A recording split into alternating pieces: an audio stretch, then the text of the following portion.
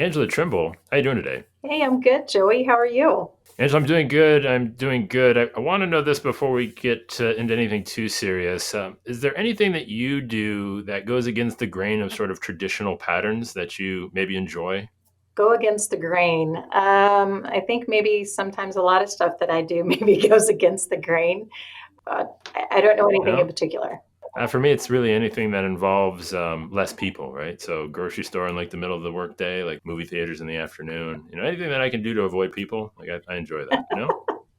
Well, so now when it comes to, insurance and moving things over to, where things are in the agency, what do you think has maybe been something that has helped you stand out or something that maybe felt like you were going against the grain when you got started or came into the business because Okay. there's an oftentimes a legacy sort of feel to the whole thing and you come in with these fresh ideas and what really made you feel like, boy, this is backwards and I got to do it this way?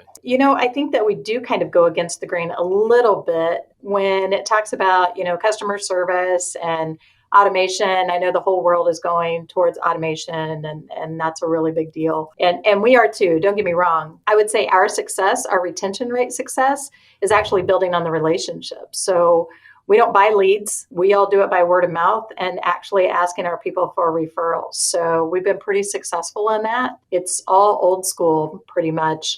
Getting involved in the communities, getting involved in clubs, organizations, just being with that person that you're going to see at the grocery store or whatever.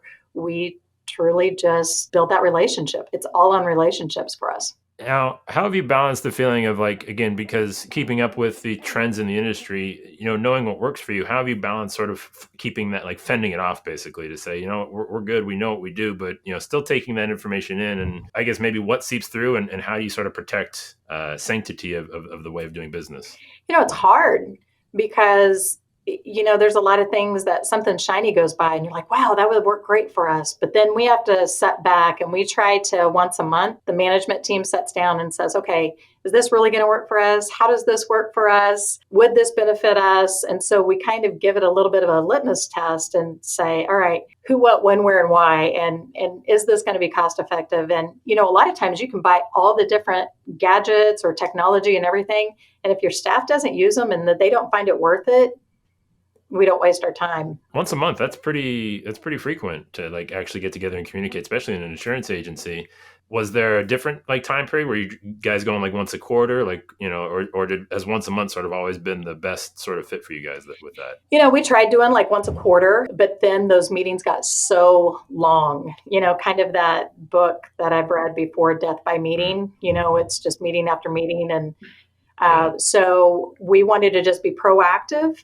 And if we didn't have anything at that time, then, we would just move on, make it a rather quick, short meeting and touch base on our own technology that we're using. Like, are we using it to its full potential? Should we be using maybe a different add on or something else that maybe the technology that we're using has a different feature that we may not be utilizing? So we would look at that, but there's a lot of technology out there anymore and it seems like there's something new every time you turn around. So it's always just something that we know that you've got to be involved with the newer generation and how they do business and how the world does business, not just the newer generation, just how the world does business.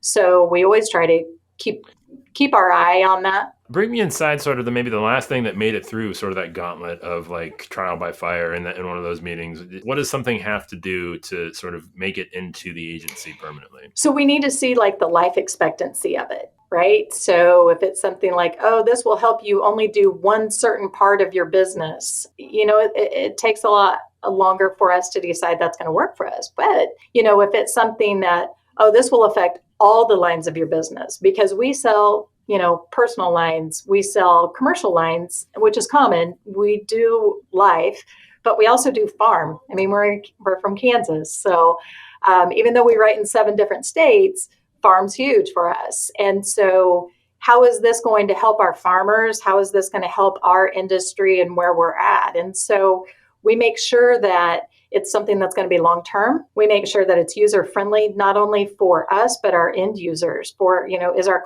our clients going to benefit from this? Can we promote this? And is it going to be cost effective? What's our ROI on it? This might be a silly question, but what's your definition of long term? I would say that it's at least going to last us a couple of years.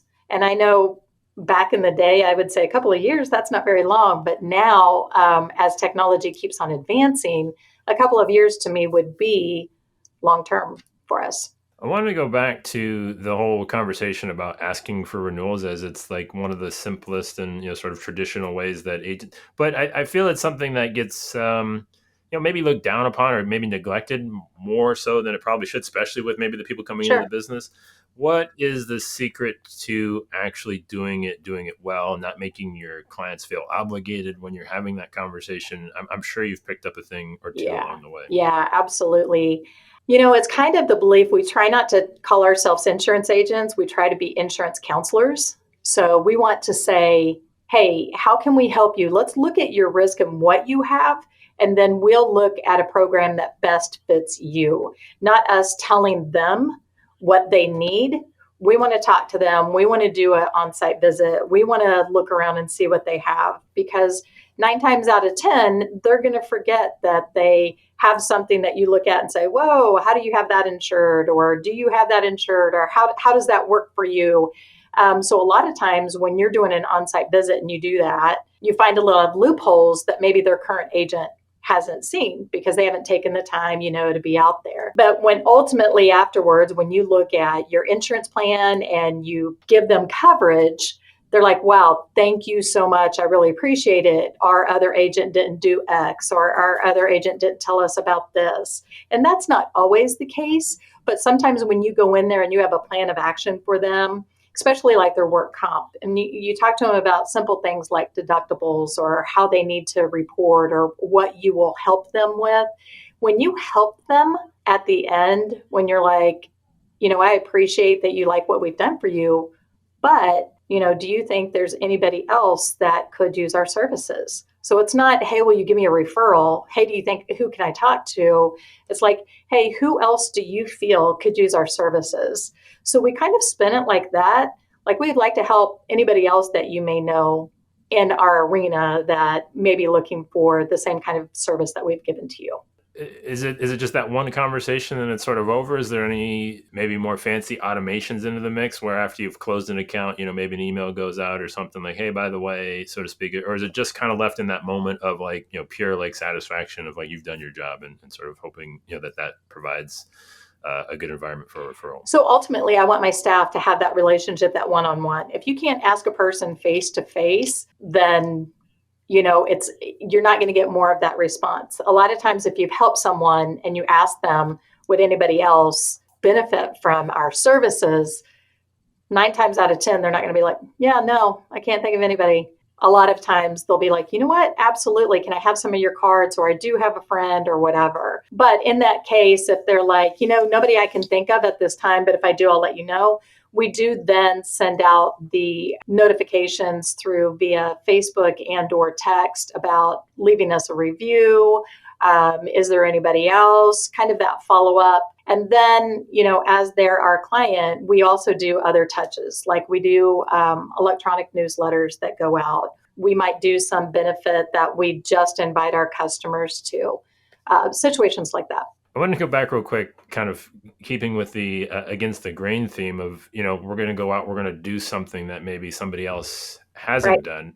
How do you fight against the expectation of having a more hands-off approach in a lot of cases? Because that's more work on their part of saying, you got to come out, like, again, people and all this stuff. And how do you get around the expectations that they have of it's going to maybe be easier than it was, and sort of tell them, oh, this is necessary to ultimately get a better result? My staff laughs at me because, oh, Angela, she's all about change. Oh, we're going to change it. Oh, we're going to change it, because I don't want to be in a situation where we're always doing it the same way and never looking at any other different way of doing things. So if they don't like the idea of having a blend of, oh, I'm not going to do it the old school way, or oh, I'm not going to build the relationship, or oh, I'm going to try it this way.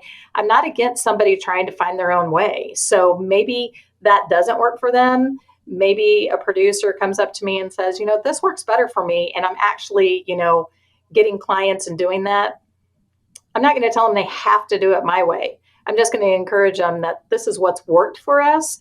But as times change, maybe something else will work for them, or maybe it's something that we need to look at to do it differently too. Well, it's interesting. I was curious how often did you maybe find people questioning like the methods or whatever, and then ultimately when again at the end it's like, oh, they're so happy that they actually ended up doing it. And it's just again a lack of education. Back to that maybe impatience of other agents just sort of slamming through to the next Right. sale.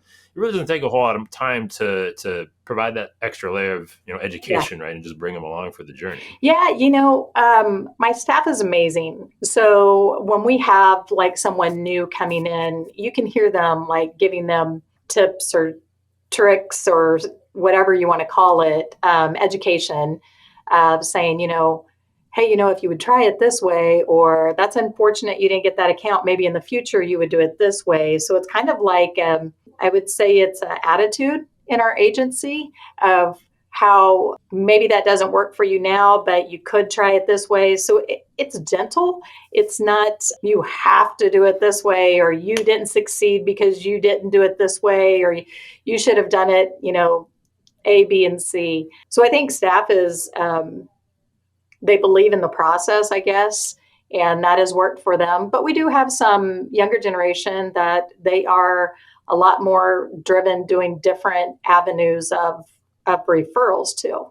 How much of it is, I guess, maybe understanding, like you said, your client, you're dealing with a lot of farmers, they do business a certain way and they have certain expectations that might be different than another small business. How much of that do you think is maybe discounted throughout the process where maybe you need to listen to the different segments of your business and maybe it's not the same all the time? You're absolutely right, Joey. Like 100%, because you're going to have those clients that are going to come in and they want the best deal, the best rate.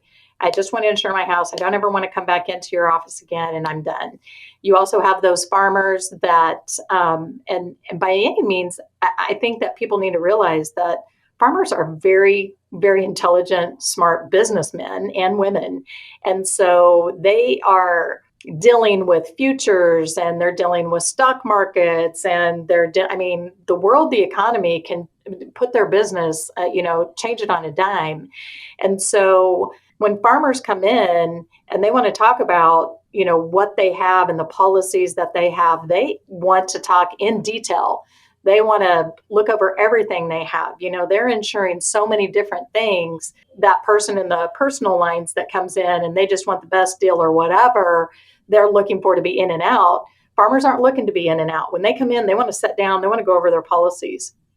And then again, when you talk about the commercial lines and the commercial side, we do a lot of municipalities. And so we do a lot of education with them. We do a lot of board meetings with them. We are very involved with what they do and where they're at. So you're absolutely right. Different areas work for different kinds of lines of business. So you have to adapt. All right, this will be fun. Is there can you give me I wanted your best tip for sort of getting your foot in the door with a farmer, but then let's also maybe give the best tip for getting your foot in the door in the municipality, kind of see how they differ, what maybe the approaches would be for somebody that would like to do maybe more of those types of businesses. With farmers, they are extremely loyal. Extremely loyal. We talk about in our industry that a lot of people are like, I'm looking for the best rate. I'm going to quote it online. Hey, my policy maybe only went up $15 a month. Can you requote? Farmers are very loyal. They see you as part of their business, and so you have to be very proactive and engaging with your farmers. So a lot of our producers that have farm accounts or we have farm accounts with is because you have a family history, or we'll go to livestock sales, or we'll be at sale barns, and I know I'm talking a little bit of Kansas, but it's the Midwest. So, Missouri, Oklahoma, Texas, Nebraska, Iowa, it's what you do. So they need to see you other than just in the office. So that's huge for a farmer. And especially when you're talking about their livelihood, they need to know that they have a person to call. They're not going to want to sit and wait on hold or whatever. They want to know that they have a person to call. With municipality, it's a whole different story because a lot of times that involves boards. And so those boards may rotate every 3 years, every 4 years. It depends on how long, that board member stays active on that board. And you may have 5 or 7 different people. So a lot of that, again, is finding out who your board members are. what their ultimate goals are, what they are looking to do while they are on the board, and seeing if you can relate and engage with them on one-on-one. But there's a lot of them. There's a lot of factors when you're working for a municipality. All right, Angela, I've got 3 more questions for you. Okay. And the first one is very simply, what's one thing you hope you never forget?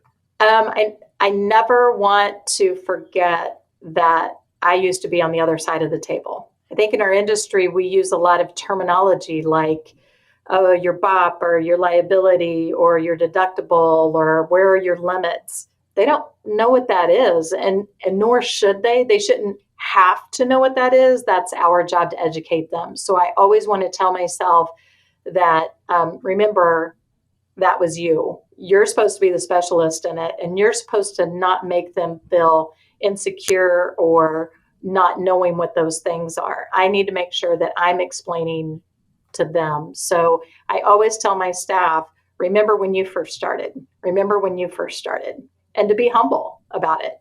It's not an easy industry. Now, on the other side of that, what is one thing you still have yet to learn? Wow, Joey, that's a lot. I have a lot to learn. I think this is the one industry that is so ever changing. Oh, we used to do this, but we don't do that anymore. Oh, we would never in a million years insure this, but now we do. Or, I mean, just even we've had this pandemic. I mean, how that, with work comp, everything is ever evolving. And so that's the one thing that I love, is that it's never going to be stagnant. But also it's the other thing that I feel like I'll never learn enough. All right, Angela, last question to you. If I were to hand you a magic wand of sorts to reshape, change, alter, speed up really any part of insurance, what's that thing? Where is it going? And what's it doing? Magic wand, I think it would be to see the value in people. Sometimes salespeople get a really bad rep. Oh, they're just a salesman, or oh, they're going to sell to me, or oh, no, no solicitation allowed. I mean, those are like common stickers on the door. And so I would think that just for everyone to realize that we're all kind of human, and that just because we're salespeople doesn't necessarily mean that we're out to just get in another sale or just get another dollar. Or, I think it would just be that we kind of view each other more as who that person is, not actually what their intentions or maybe assumed intentions are. It's pretty tough out there. I mean, there are some, just like there's good and bad in every kind of occupation. It's a tough business, and I think a lot of those that are younger that get involved in it get a little frustrated because it is hard, and people are like, "Oh, you're just trying to sell me." No, I'm actually trying to educate you. And so, I think there are people that are just trying to sell. I think there are that are just trying to educate, and it's hard with, like I said, with any occupation. So I think it would just be to maybe kind of take off the stigmatism of, "Oh, I'm a salesperson." Angela, this has been fantastic. I'm going to leave it right there. Hey, Joey, thanks. I appreciate it.